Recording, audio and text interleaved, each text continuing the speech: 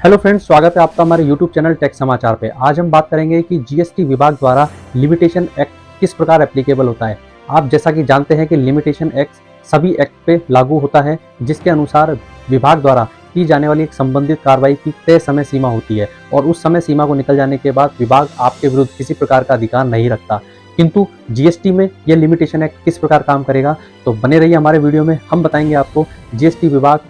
कितना समय निकल जाने के बाद आपको परेशान नहीं कर पाएगा।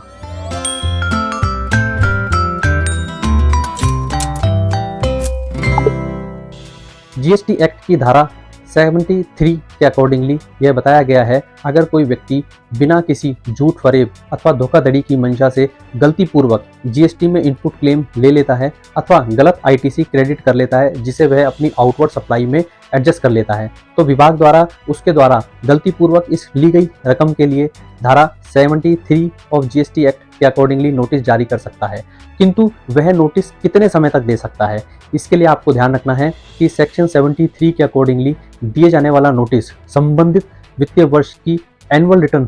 फाइल करने के 3 साल तक दिया जा सकता है। 3 साल की अवधि अगर निकल जाए तो उस केस में विभाग आपको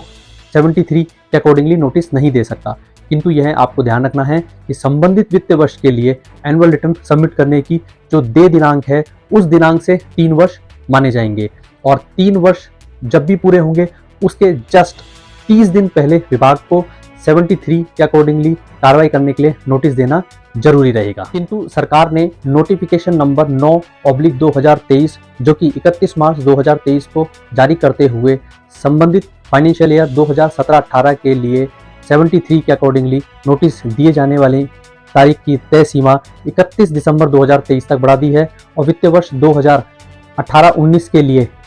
31 मार्च 2024 कर दिया है और 19-20 के लिए 30 जून 2024 देय तिथि कर दी है। इसलिए इन संबंधित वर्ष जीएसटी के लिए अभी भी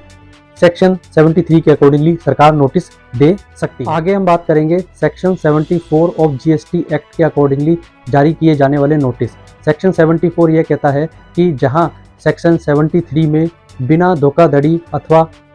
जालसाजी के आपने गलत आईटीसी लिया है, वहीं दूसरी ओर सेक्शन 74 तब लगाया जाता है जब आपने धोखाधड़ी अथवा जालसाजी अथवा कर चोरी की मंशा से ऐसे मिथ्या कार्य किए हैं और गलत आईटीसी क्लेम किया है अथवा बिना सप्लाई के आईटीसी क्लेम करते हुए आगे पास ऑन किया है अथवा गलत रिफंड सरकार से रिफंड के रूप में क्लेम किया हो। इन सभी परिस्थितियों के रूप में आपको धारा 74 के अकॉर्डिंगली सरकार नोटिस जारी कर सकता है और इंटरेस्ट एंड टैक्स पेनल्टी की डिमांड कर सकता है। इसके लिए लिमिटेशन एक्ट क्या कहता है? इस धारा में नोटिस जारी करने के लिए किसी भी वित्तीय वर्ष की एनुअल रिटर्न सबमिट करने से आगामी 5 सालों तक आपको सरकार नोटिस जारी कर सकती है और यह 5 साल पूरे होने से पूर्व के 6 महीने पहले आपको नोटिस सरकार द्वारा demand of tax interest section 74 के पेटे देना सरकार द्वारा सुनिश्चित किया गया है। अर्थात आपको जो भी फाइनेंशियल ईयर जिसके एनुअल रिटर्न्स की जो ड्यू डेट होगी, उस ड्यू डेट के बाद के 5 सालों में सेक्शन 74 के अकॉर्डिंगली नोटिस जारी किया जा सकता है और यह नोटिस जारी करने की सीमा संबंधित 5 वर्ष होने से पूर्व के 6 महीने रहेगी। साथ ही अगर कोई एसएससी सेक्शन 39 से सेक्शन 44 के अकॉर्डिंगली जीएसटी रिटर्न भरने के लिए लायबल है और अगर वह ये रिटर्न नहीं भरता है और उसके बावजूद सरकार ने डिफॉल्ट ऑफ रिटर्न के लिए उसे सेक्शन 46 नोटिस जारी किया है, जिसमें सरकार ने उसे संबंधित डिफॉल्ट रिटर्न्स को समय पूर्व भरने के लिए नोटिस दिया हो और अगर वह उस नोटिस की अनुपालना नहीं करता है तो उस केस में सरकार सेक्शन 62 का हवाला देते हुए ASMT 11 जारी कर सकती है और उसे डिमांड इंटरेस्ट पेनल्टी रिकवरी कर सकती है। ऐसे नोटिस जारी करने के लिए सरकार को 5 साल दिए गए हैं। संबंधित वित्तीय वर्ष की समाप्ति के आगामी 5 सालों तक सरकार इस सेक्शन 46 द्वारा जारी किए गए नोटिस में डिफॉल्ट ऑफ रिटर्न की अगर पूर्ति नहीं होती तो सेक्शन 62 का नोटिस उस संबंधित वर्ष के आगामी 5 सालों तक जारी कर सकती है। आगे साथ ही हम सेक्शन 63 की बात करेंगे जो कि ASMT 12 से संबंधित है। इसमें अगर कोई अनरजिस्टर्ड पार्टी जो कि जीएसटी रजिस्ट्रेशन नहीं लेती है किंतु उसका टर्नओवर जीएसटी के दायरे में आता है अथवा उसकी कार्यप्रणाली अथवा व्यवसाय इस प्रकार का है कि उसको जीएसटी रजिस्ट्रेशन करवाना मैंडेटरी रहेगा, तो उस केस में अगर वह जीएसटी रजिस्ट्रेशन नहीं करता है और जीएसटी की लायबिलिटीज़ उस पर आती हैं और विभाग को अगर यह मालूम पड़ता है तो उस केस में विभाग सेक्शन 63 का हवाला देते हुए ASMT 12 जारी कर सकता है और नोटिस जारी करते हुए उससे इंटरेस्ट, पेनल्टी और टैक्स की डिमांड वसूल कर सकता है। इसके लिए जो समय सीमा है वह संबंधित वित्तीय वर्ष के एनुअल रिटर्न सबमिट करने के आगामी 5 सालों तक रहेगी। अर्थात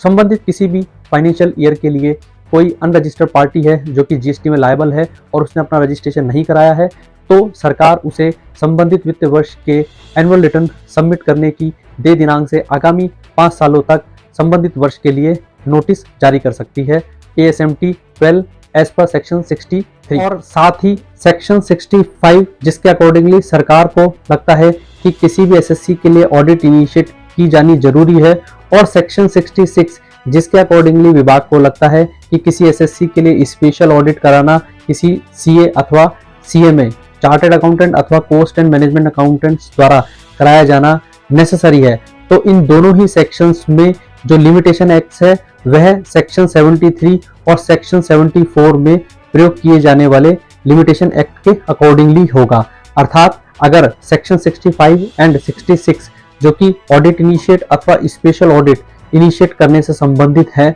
उनका अगर प्रयोग किया जाए और किसी भी प्रकार की डिमांड एज पर सेक्शन 73 और एज पर सेक्शन 74 जो कि हमने पूर्व में इस वीडियो में बताए हैं उसके अनुसार अगर कोई दे टैक्स लायबिलिटी इंटरेस्ट पेनल्टी लगता है तो लिमिटेशन एक्ट्स वही लागू होंगे जो कि एज पर सेक्शन 73 और 74 के लिए पूर्व में हमने आपको बताए हैं। उम्मीद करते हैं ये लिमिटेशन एक्ट्स जीएसटी एक्ट के अकॉर्डिंगली क्या कार्य करते हैं वह हमने इस वीडियो के माध्यम से आपको बताने का प्रयास किया है, जिससे कि आपको यह ध्यान रहे कि विभाग के किसी भी आने वाले नोटिस में वह लिमिटेशन एक्ट को पूरा करता है अथवा नहीं, यह आपको समय पे ज्ञात रहे। उम्मीद करते हैं हम आपको इसी प्रकार आगे नए वीडियो में अच्छे नई जानकारियां टैक्सेशन से रिलेटेड दे सके। अगर आपको हमारा वीडियो अच्छा लगे तो आप इसे लाइक करें, आप हमारे चैनल को सब्सक्राइब कर सकते हैं, आप हमारे वीडियो को शेयर करें और बने रहिए हमारे